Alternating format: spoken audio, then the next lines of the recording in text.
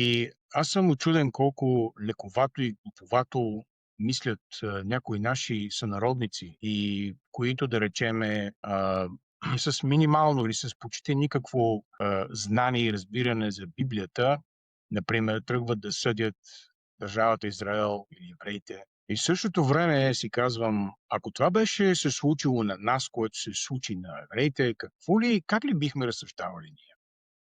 Как ли бихме се чувствали ние като народ? Какво ли бихме правили?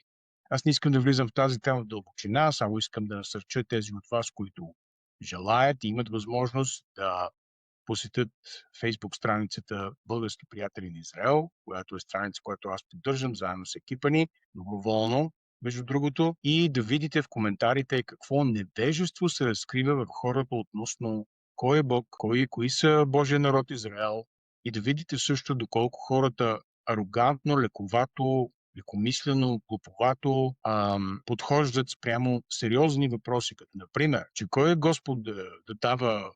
Господ да дава земята на Израел? Просто в българина сякаш нещо се бунтува. Той не е Господ, че той не може да разпределя земята на кой да бъде. Бунтува се българина в неговото безбожие. Кой бил Господ и защо бил дал земята на Израел?